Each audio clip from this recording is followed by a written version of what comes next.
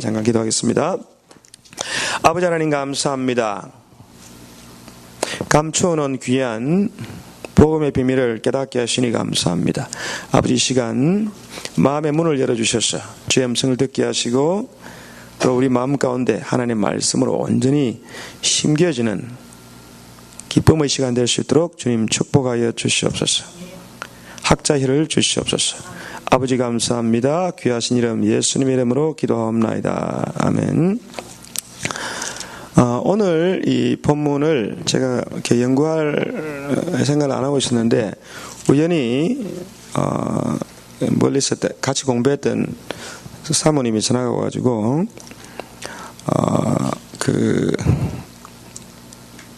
제가 영어로 예수님이 영어로 감옥, 이 옥은 감옥입니다. prison. verse 18, 19 보면은 육체로는 죽음을 당하시고 영으로는 살리심을 받으셨으니 저가 또한 영으로 옥에 있는 영들에게 전파하시니라. 그들은 전에 노아 방주 예배할 동안에 하나님이 오래 참고 기다릴 때 순종치 않는 자들이라. 방주에서 물로 말미암아 구원받은 자가 몇 명뿐이니 곧 8밖에 없다. 이렇게 되어 있습니다. 지금 요 본문이 너무 난해한 본문이기 때문에 지금 기독교가 지금 한 2000년 지났잖아요. 2000년 역사가 있는데 그동안 많은 믿음의 선진들이 이 본문을 가지고 실험하다가 정확하게 이것이 정답이다라고 말할 수 있는 그런 결론을 못 내리고 있는 본문 중에 하나입니다. 그래서 상당히 어려운 본문인데, 그래서 이제 이런 본문을 가지고 누가 사람들이 와서 이제 목사님이나 사모님들 물어보면, 이제 곤란하죠. 나도 모르는데, 남들이 잘 물어보면. 근데 그 사모님도 이제 신약 박사를 했는데, 저 캘리포니아 산호세 쪽에 목회를 하세요. 그러니까 그쪽에는 지식인들이 많거든요. 많다 보니까 또 여러 것만 들고 와가지고 물으면 이제 사람 곤란해지잖아요. 그죠?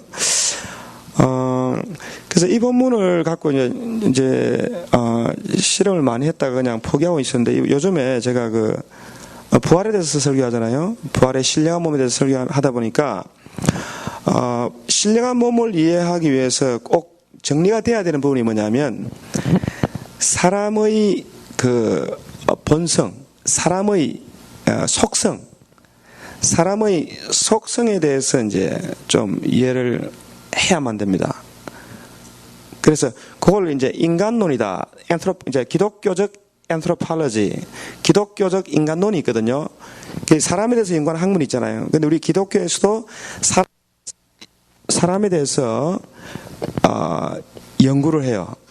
연구를 하는데 이제 그걸 갖다 기독교 인간론이라 그러는데 그 사람을 이제 이렇게 분석해 사람을 이해해야 되는데 사람을 이제 이렇게 분석해서 이해하는 가장 기본적인 방법이 보통 이분론 아니면 삼분론 이야기를 해요. 이분론은 영혼과 육체 이렇게 나눕니다. 그러니까 사람에 대한 사이킥, 어떤 심리적인 부분, 감정, 의지, 생각 이런 부분 이제 우리가 있잖아요. 그 부분하고 그 다음에 이제 육신적인 동물적인 부분, 동물하고 거의 비슷한 부분 있잖아요. 먹어야 되는 거, 그 다음에 생육해야 되는 거, 번식해야 되잖아요. 생육하고 번성입니까? 이제 그런 이제 생육적인 부분하고 먹는 것, 여기 동물적인 본능이에요. 저절로 계속 먹고 싶잖아요. 배고프면 땡기는 거 다 동물적인 본능입니다. 그 다음에 또 우리 안에 심리적인 부분이 있잖아요. 그죠? 심리적인 부분이 있는데 사람이 동물과 달리 심리적으로 이렇게 psychologically 심리적으로 뛰어난 부분이 뭐냐? 이제 이렇게 말을 할 때 사람은 의지가 있다. 의지적이다. 동물은 의지 없어요? 있어요, 없어요? 있죠. 왜 의지가 있습니까? 내가 저기 토끼를 잡아먹어야겠다라고 마음먹고 잡아야지 하고 막 뛰어갈 때 잡으려고 하는 의지가 있잖아요. 그죠? 그 다음에 기분이 좋다. 개도 기분 나빠합니다. 때려보세요. 기분 좋아하나? 자꾸 때리면 그 사람은 막 피해요. 싫어합니다. 또 개도 누구 한쪽만 좋아하면 막 jealous 하죠. 그런 감정, 질투 같은 게 있어요. 그러니까 짐승이 불합리한 것 같아요? 합리적인 것 같아요? 이런 볼 때.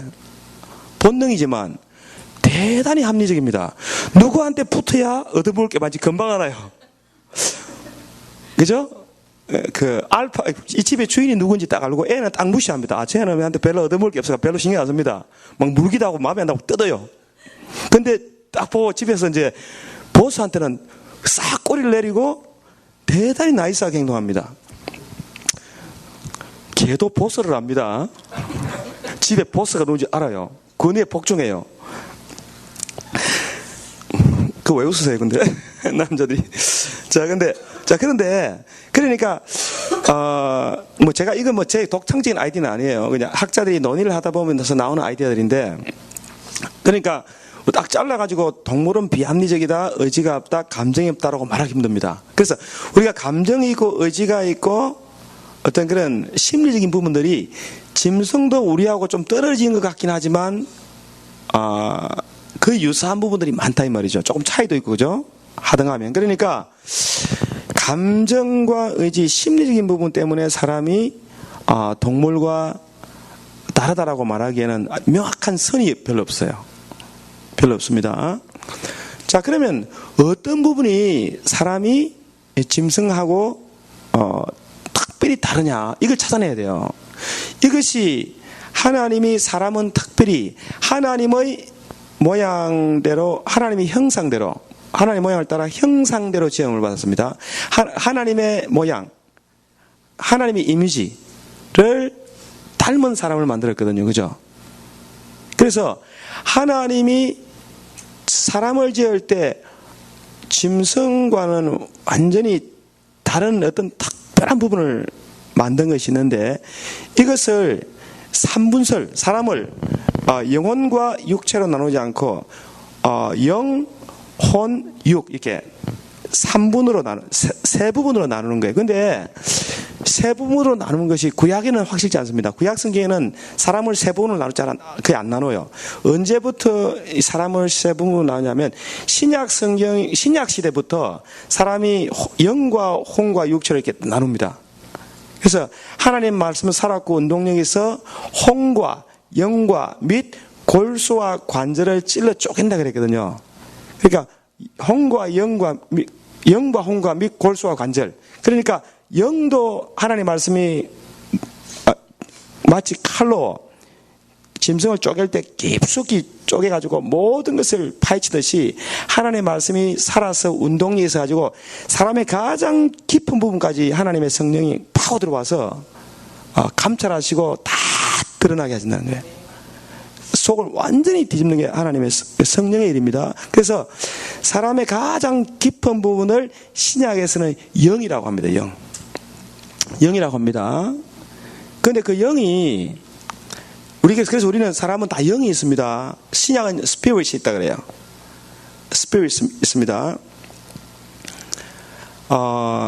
스피릿이 있는데, 그러면 믿지 않는 사람들은 어떤 상태냐면, 믿지 않는 사람도 영이 있겠어요, 없겠어요?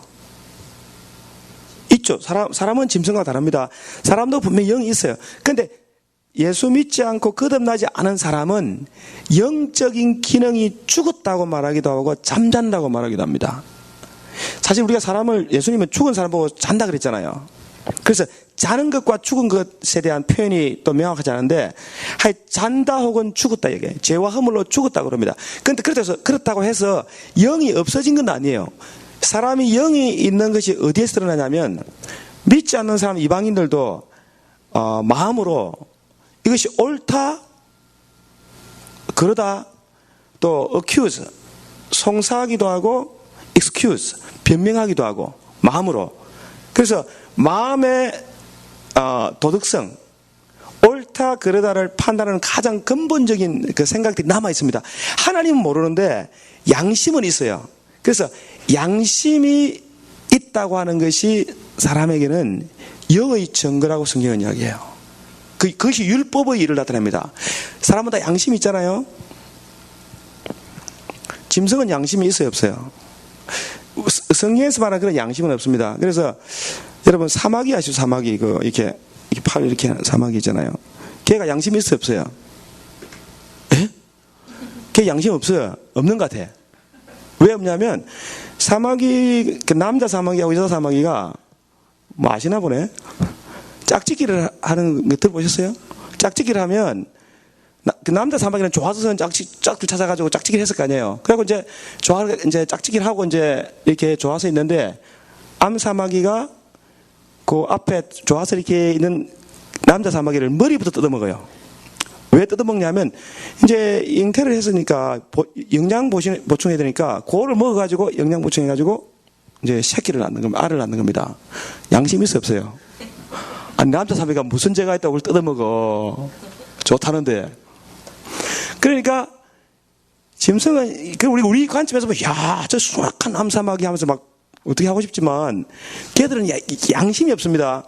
걔들은 본능적인 거예요. 하나님이 그렇게 만들었습니다. 그것들은 기능만 있는 기계와 마찬가지예요. 양심이 없지만 하나님은 하나님의 형상대로 사람을 만들고 그 안에 영이라고 하는 영을 두어가지고 하나님 앞에서 하나님을 의식하면서 하나님의 뜻에 위배되고 위배되지 않는 것을 분별할 수 있는 기능이 있습니다. 이것이 영혼의 기능이에요. 아시겠죠? 이게 영입니다. 근데 이 영이 영은 하나님의 뜻을 순종할 것이냐 불순종할 것이냐를 결정해서 순종하면 살고 불순종하면 죽는다고 이제 에덴 동산에서 말씀한 거예요. 그래서 선악을 알게 하는 나무와 생명나무가 있는데 아담과 하와가 하나님의 말씀에 순종해서 생명나무만 먹고 하지 말라고 하는 나무를 범하지 않으면 영생의 이름, 생명을 얻을 수 있습니다. 생명을 얻는다는 게 뭐냐면요, 보세요. 아담과 하와는 아직 영적인 기능은 있지만 영적인 생명이 나아가지는 못했습니다. 육신적으로는 일단은 육신은 있죠. 근데 이제 하나님 그코에 생기를 불어넣으시니 살아있는 존재가 되었습니다. 이 영이 신약적인 의미의 영이 아닙니다.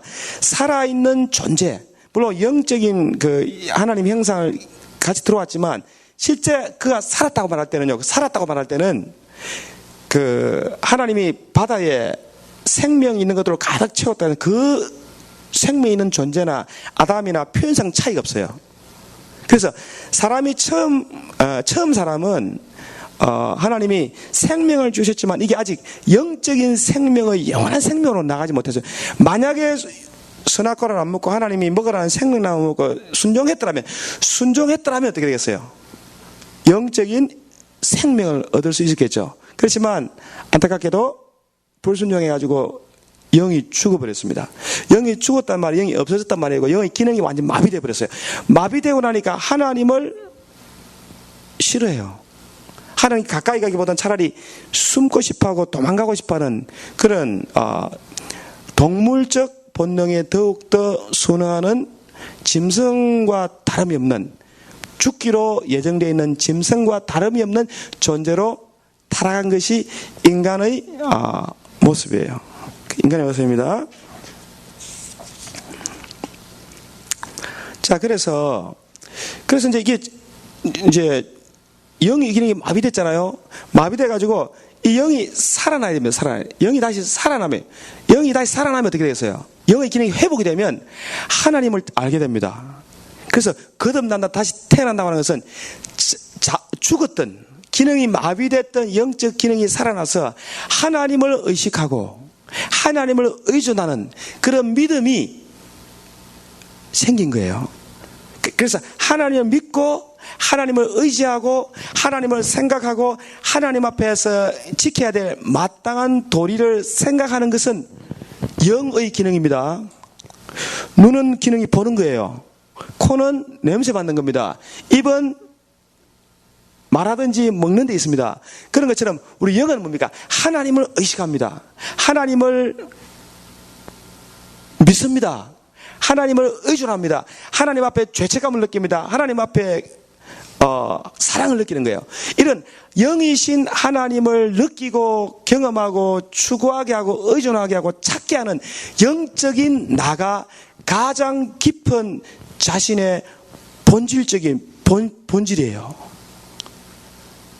그래서 사람이 짐승과 다른 것은 우리 안에 뭐가 있어요? 영이 있단 말이에요. 그게 스피릿입니다. 그래서 영이 깨어나가지고 이제 하나님을 느끼고 하나님을 의식하고 하나님을 생각하고 하나님을 의지하는 이런 존재로 태어난 거예요, 기능이.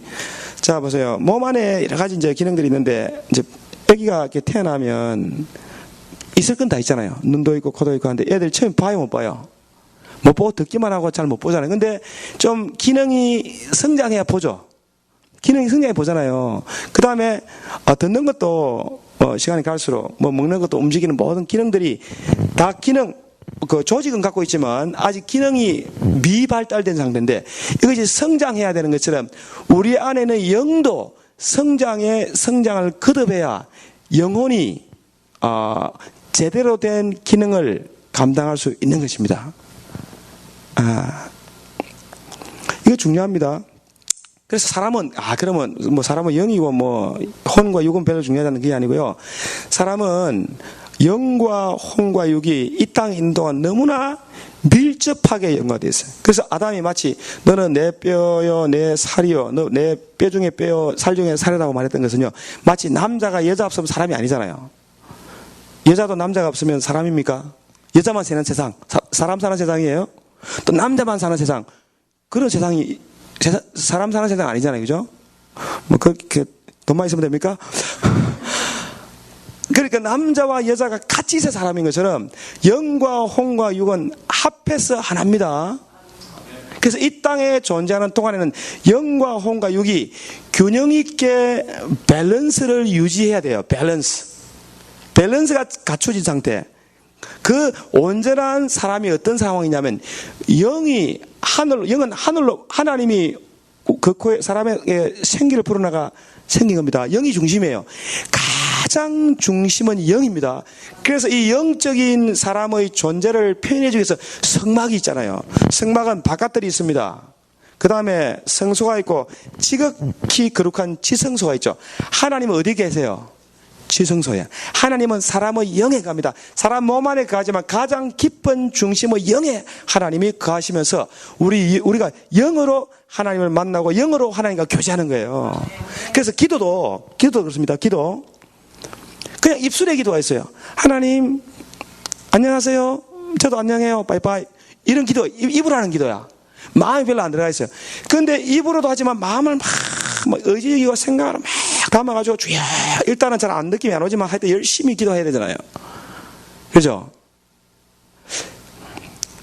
영인데 그냥 바로 영으로 오면 안 됩니까? 직통 계시 바로 오시면 안 되냐고. 자, 보세요. 하나님이 성막 제도에서 임하실 때 그 제단에 제물을 올려야 됩니까? 말아야 됩니까? 제단에 제물을 올리고 바깥들에서 제물을 올려야 되잖아요. 육신적인 순종을 해야 됩니다. 마음을 드려야 됩니다. 육신적으로 순종하고 마음을 드리고 노력할 때 성령이 하나님이 영광이 지성소에서 충만해지면서 성소와 바깥들에까지 막 보일 정도로 영광이 충만해진 거예요. 그렇죠? 그래서 하나님의 임재 안에 들어가려고 하면, 하나님의 영적인 교통을 하려고 하면 노력해야 됩니다. 노력합시다. 노력해야 돼요. 나는 영만 거룩할게요. 그냥 바깥들은 그냥 대충 그냥 바깥들은 그냥 행실이야 뭐 중요하냐, 본성만 중요하면 되지 해가지고 말도 함부로 하고 그냥 행동도 마음대로 하고 그냥 그럼 될까 안 될까요? 근데 왜 이만한데 다 분위기가 좀 싸늘해져. 나도 그래요. 겁내지 마세요. 그러니까 막 말을 막 함부로 하고 막 성질 부리고 욕도 막 해버리고 비방도 난 막 뒤에서 그냥 막 씹어대고. 너무 심하게 말했다. 아니 이게 저는요 참 심각하다고 생각해요. 왜 심각하냐면 나는 성지자니까 말 조심해야 된다. 자 보세요. 이게 사람 사는데 너무 이게 심각한데 문제가 뭐냐면 그것이 얼마나 하나님이 싫어한다는 걸 모른다는 게 문제예요.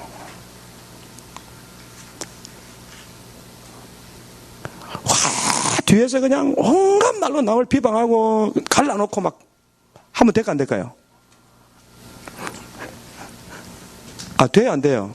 이게 뭐냐면요, 하나님의 뜰을 강도의 소굴로 만드는 겁니다. 그럼 예수님이 어떻게 했어요? 너희가 하나님의 집을 강도의 소굴로 만들어 놓는 거예요. 그러면 하나님은 그 육체를, 너희 몸은 하나님이 거하시는 그러한 성전이니 그걸 더럽히면 어떻게 돼요? 하나님을 멸하시리라 이렇게 이야기했잖아요. 그래서 우리가 중심으로 내가 성령 받아가 내 영혼이 하나님을 찬양한다. 좋습니다. 기도한다. 좋아요. 영어의 기도 많이 하면 좋습니다. 그러나 행실도 바뀌어야 됩니다. 우리. 에이, 그게 바뀌겠어요? 바뀌겠어요? 안 바뀌겠어요? 바뀝니다. 바뀝니다. 내가 바뀌려고 노력 안 하기 때문에 안 바뀌는 거예요. 진짜 바뀌려고 노력하면 바뀝니다. 어떨 때 막 죽이려고 그래요. 가만두겠다고. 그래서 저도 무서워서 몇 번 바뀌었어요. 자, 그래서 변화가 밖에서부터 임하는 것이 아니고 이제 영의 시대이기 때문에 우리 영이 하나님을 찾고 구하고 계속 노력하면 영이 마음을 지배합니다. 영이 인간의 본질의 중심이에요. 그 다음 마음이에요. 마음이 변하면 몸도 바뀌어. 몸이 바뀐단 말은 말이 바뀝니다. 행동이 바뀌어요. 그래서 진짜 거룩해지면 말부터 조심해야 돼. 말이 바뀌어야 됩니다. 싸움의 대부분이 왜 나와요? 말 때문에. 나도 지금 말 조심해야 돼. 말 잘못하면 또 싸워 좀 이따가. 그러니까 말이 바뀌어야 됩니다. 그래 안 그래요? 그래서 제가 지금 보세요. 여러분 얼마나 그게 중요한지 지금 베드로 자 보세요. 지금 우리가 지금 부활에 대한 부활신앙을 배우고 있는데 자 보세요. 3장 10절 보세요. 3장 10절 자 시작. 생명을 사랑하고 좋은 날 보기를 원하는 자는 혀를 금하여 악한 말을 거치며 그 입술로 괴유를 말하지 말고 악에서 떠나 선을 행하고 화평을 구하여 이를 좇으라. 자, 생명을 사랑하고 좋은 날 보기를 원하는 사람은 어떻게 해야 돼요? 혀를 금하고 악한 말을 거치고 입술로 나쁜 말을 하지 말아야 됩니다. 근데 이걸 공부하다 가만히 보니까 그러고 보니까 이게 제일 힘든 걸 요구하시네. 이게 제일 힘든 거예요. 그죠? 그래 안 그래요? 뭐 성질나면 말이 막 나오잖아요. 홧김에 나오는 말은 무서운 말이잖아요. 자, 그런데 그럼 어떻게 우리가 이제 바꿀 것이냐? 그걸 잘 알아야 보세요. 3장 16절 한번 보세요. 3장 16절 자 시작. 선한 양심을 가지라. 이는 그리스도 안에 있는 너희의 선행을 욕하는 자들로 그 비방하는 일에 부끄러움을 당하게 하려 함이라. 자, 베드로 사도가 하는 말이 뭐냐면 선한 양심을 가지라. 선한 양심. 선한 양심은 양심은 혼입니까 영입니까? 영적인 기능이 혼적 기능이에요. 영의 기능이 영의 기능. 그래서 우리가 진짜 선한 사람이 되고 변화가 일어나려면 영혼이 영이 변해야 돼요. 영이 자라야 됩니다. 영이 자라지 않으면 마음도 안 변해요. 마음이 더러워집니다. 정신이 맑아지고 마음이 깨끗해지려고 하면 영이 맑아야 될 줄로 믿습니다. 영이 맑아야 돼요. 자, 21절 한번 보세요. 3장 21절. 3장 21절 보세요. 물은 예수 그리스도의 부활하심으로 말미암아 이제 너희를 구원하는 편이 곧 침례라 세례라 육체의 더러운 것을 제하여 버림이 아니요 오직 뭡니까? 선한 양심이 하나님을 향하여 찾아가는 것이라. 지금 중요합니다. 이거. 노아 홍수 노아 때 8명이 구원받았어요. 8명 8 중요한 숫자죠. 8 중요합니다. 8 number 8 which is really important. Spiritual number. Number which signifies spiritual things. 물은 뭐라고요? 예수님의 부활하심으로 말미암아 이제 부활하신 후에 너희를 구원하는 실체다. 이게 어떤 본문에는 실체라고 되어 있어요. 구원하는 어떤 실체. 우리를 구원하는 실체. 그래서 노아 홍수 사건이 무엇을 의미하냐면 노아 홍수 때 물이 막 넘쳤다가 물이 줄면서 노아가 새 하늘과 새 땅에 도착했잖아요. 이것은 예수님이 육체로는 죽임을 당하시고 육신의 고난과 죽음을 통과하신 후에 살려주시는 영이 됐습니다. 살려주시는 영이 된 다음에 죄와 허물로 죽은 육체의 감옥에 갇혀있는 영혼들에게 복음을 전가하는 살려주는 영이 되었습니다. 살려주는 성령이 됐습니다. 예수님을 죽은 자 가운데 살리신 이의 영이 성령이 너희 안에 거하시면 너희 죄로 인하여 죽을 몸도 살리시리라.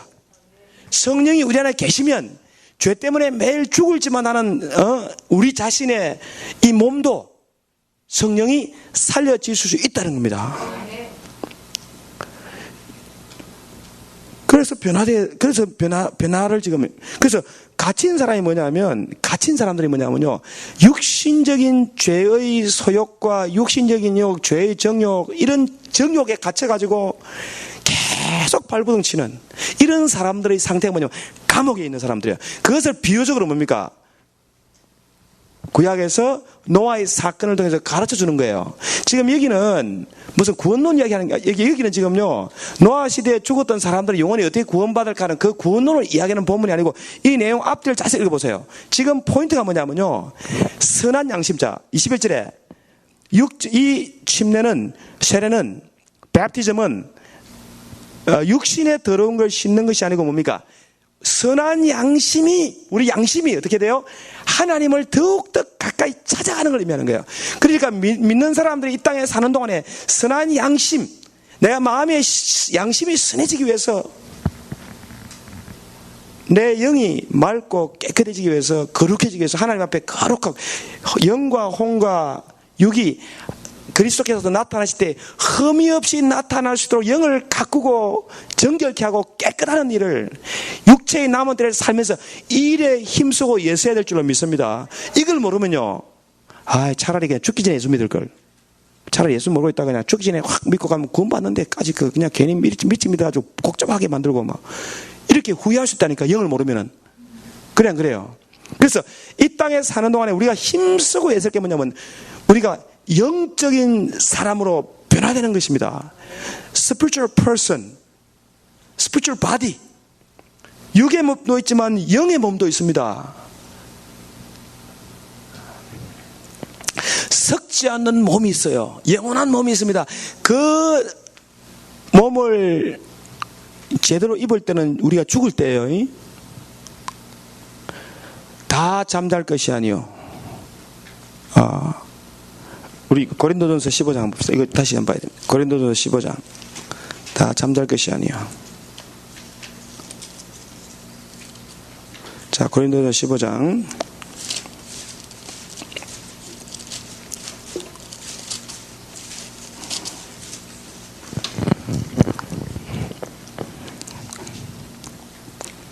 (15장) 51절. 1 Corinthians chapter 15 verse 51. 자, 50부터 봐야 되겠네요. 자, 50부터 자, 시작. 형제들아, 내가 이것을 말하노니 혈과 육은 하나님의 나라를 유업으로 받을 수 없고, 또한 썩은 것은 썩지 아니한 것을 유업으로 받지 못하느니라. 보라, 내가 너희에게 비밀을 말하노니 우리가 다 잠잘 것이 아니요 마지막 나팔의 순식간에 변화하리니, 나팔 소리가 나매 죽은 자들이 썩지 아니한 것으로 다시 살고 우리도 변화되리라. 자, 보세요. 나팔 소리가 나면, 자, 나팔 소리가 뭐예요? 이제 나팔 소리. 여러분, 나팔 소리. 트럼펫 소리가 뭐예요? 트럼펫 소리. 나팔 소리가 뭐예요? 어떤 사람들 나팔 소리 날까봐 자다가도 깨가지고 나팔 소리, 삐 하면 나팔 소리. 트럼펫 소리. 하면서 구름을 쳐다봐. 손오공 예수님께서 나타나실까봐. 이건요, 이 성경을 너무 몰라. 성경도 모르고 하나님의 능력도 모르기 때문에 그런 엉뚱한 소리 하는 겁니다. 구약의 나팔 소리가 어디서 났습니까? 어디서 났어요, 나팔 소리? 어디서요? 시내산에서 났습니다. 시내산에서 나팔 소리 났어요. 시내산에서 하나님이 천둥 소리, 나팔 소리 막 울려 폈습니다. 하나님이 율법을 선포했습니다. 나팔은 하나님의 음성이에요. 하나님의 소리입니다. 그 사람들이 막 무서워가지고 나팔 소리 나니까 막 구름이 있고, 구름 속에 하나님이 안 보여. 구름은 숨어있는 하나님이에요. 하나님은 보이지 않습니다. 영이시기 때문에 보이지 않습니다. 육의 눈을 볼 수가 없어요. 그 구름 타고 주님이 여호와는 구름을 타신다는 말은 보이지 않는 하나님을 눈에 보이지 않는 하나님을 비유적으로 말씀한 건데, 그걸 다 문자적으로 자꾸 해석하니까 이상한 게 나와가지고 경기도 가평으로 가야 되잖아요. 신천지. 그래서 사람들이 나팔 소리 무서워하니까 나중에 민수기에 보면 10장에 보면요, 모세가 제사장들의 은나팔을 만들었어요. 은나팔을 만들어가지고 막 이제 나팔로 부르고 나팔로 지시하고 나팔로 가르치는 거예요. 나팔은 하나님의 음성을 대신하는 겁니다.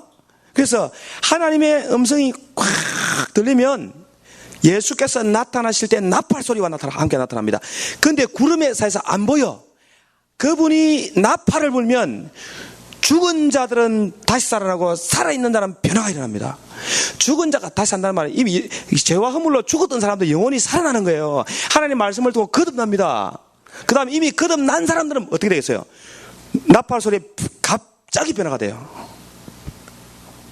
갑자기 변화됩니다. 그래서 이 땅에 사는 동안에 육체를 좇지 않고 성령의 감동을 받아 영적인 손을 따라 육체를 쳐서 복종시키는, 그래서 바울은 고린도전서 15장 31절에 형제들아 내가 나의 자랑을 두고 단언하노니 나는 날마다 죽는다.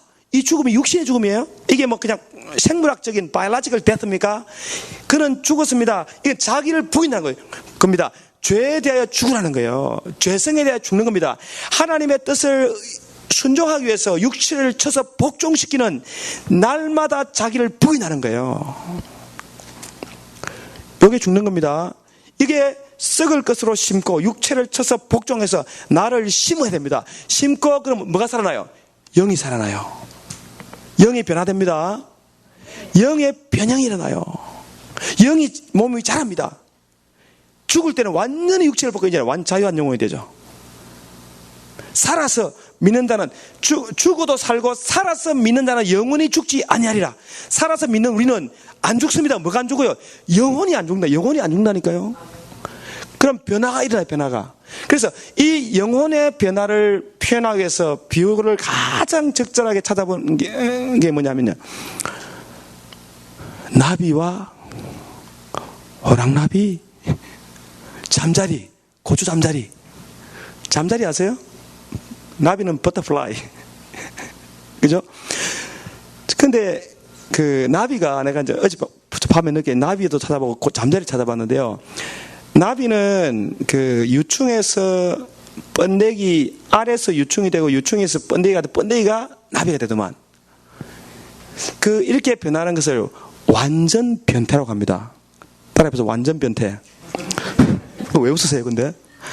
그 다음에 고추 잠자리는, 그것도 몰라서 윤회 이제 뭐 우리 집사님 다 아실지 모르겠는데, 고추 잠자리는 9분에서 14분의 변태짓을 합니다.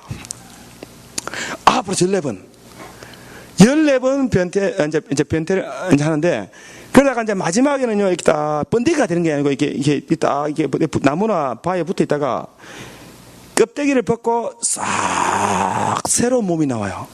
그리고 날아다녀.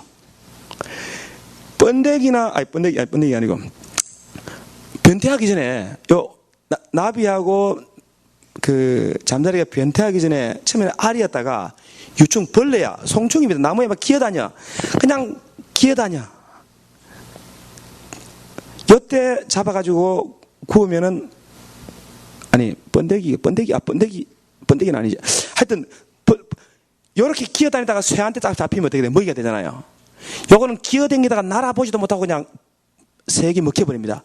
우리 예수 믿는 사람이 아직 죄의 몸에 그냥 종로로 타고 막 살면 이게 뭐라고요? 유축입니다. 영적 유학이에요. 이러다가 그냥 칵 가면 날아보지도 못하고 돌아가시는 겁니다. 그 나비는 이제 나비가 그냥 기어다니다가 고생하고 주의 일을 힘쓰라고 그냥 열심히 움직이다가 어느 날 번데기가 딱 돼요. 근데 번데기는 죽은 것처럼 있지만 실제로는 자는 겁니다. 죽은 게 아니라 잔다. 그래서 번데기에서 딱 나오면 확 날아다녀요. 그래서 예수 믿는 사람은 죽어도 살고 살아서 믿는 자는 영원히 죽지 않습니다. 그래서 이 땅에 사는 동안에 계속 변화를 거듭해야 됩니다. 이것이 우리가 육신의 때를 사는 비결이요 방법인 줄 믿습니다. 이것을 지속적으로 나를 부인하고 자기를 부인하고 선을 행하고 이미 받은 부활의 생명을 가지고 계속 노래하면 우리 안에 갑작스러운 변화가 일어나면서 이제 번데기 하다가 날아다닐 수 있는 줄 믿습니다. 그래서 이 변화를 표시하는 숫자가 뭐냐면 8이에요. 8입니다. 자, 8. 그래서 노아의 홍수 때 물은 부활로 말미암아 너희를 구원하는 편이 구원받은 자가 8뿐이라. 이 8은 부활신앙으로 무장된 영적인 신령한 사람인데 많지 않아. 몇 명? 8명. 그 당시 적다 이야기입니다, 이게. 그래서 우리 믿는 사람의 신앙은 부활신앙입니다. 부활은 한 번만 일어나는 게 아닙니다. 부활은 여러 번, 첫째 부활, 둘째 부활, 셋째 부활. 그래서 마지막 부활은 없잖아, 성경에 보면. 보세요. 부활, 첫째 부활 얘기했는데 둘째 부활의 말은 없습니다. 자, 보세요. 홍해를 건너가지고 Red Sea 패스한 다음에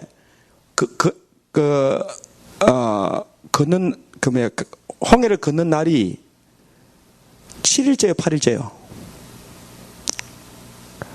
홍해를 건넌 날이 7일째요, 8일째요? 8일째잖아. 왜? 안식일 저녁에 유월절 양을 잡았잖아요. 예수님 죽음을 의미하는데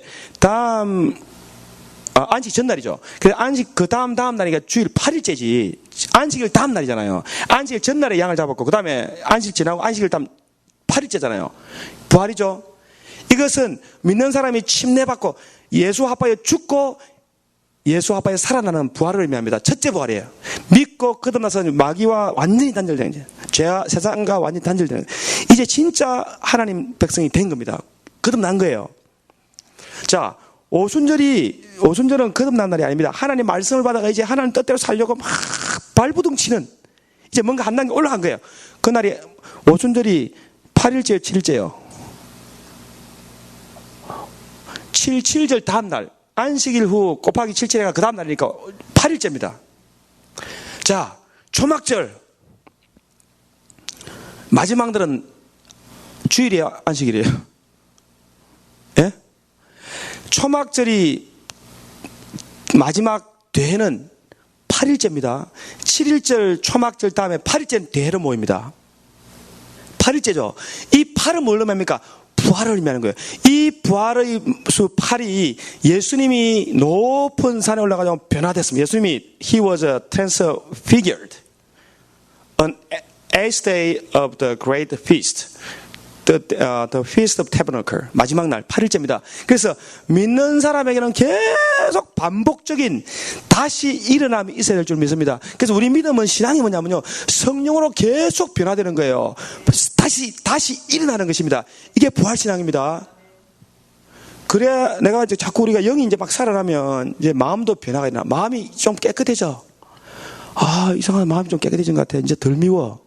용서가 잘 돼. 생각이 덜 복잡해. 정신이 맑아져요. 그러면 몸의 병도 싹싹 하나씩 떠나기 시작하고 빠이빠이 하기 시작합니다. 따라합시다. 빠이빠이. 사요나라. 질병이여 사요나라. 그래서 우리는 영을 위해서 계속 그래서 3대 절기는 전부 다 거두는 날이에요. 추수날입니다. 그날은 반드시 하나님께 나가서 감사제를 드리고 희생제를 드리고 하나님께 영광을 드리는 즐거운 잔치날. 왜? 추수하는 날이니까 열심히 심어가지고 부활로 열매 맺는 거예요. 변하는 것은 그냥 드리는 게 아닙니다. 날마다 우리를 부인하고 날마다 죽어야 우리에게 부활의 날이 오는 줄로 믿습니다. 그래서 우리는 끊임없이 뭡니까? 주님 앞에 나가야 돼요. 나가서 자신을 드리고 선한 일에 힘을 쓰고 애를 쓰고 하다 보면 어느 날 나팔 소리와 함께 갑작스러운 변화가 우리에게 임하는 줄로 믿습니다. 그런 비밀을 아는, 믿음의 비밀을 아는 저와 여러분 되시기를 주님의 이름으로 축원합니다.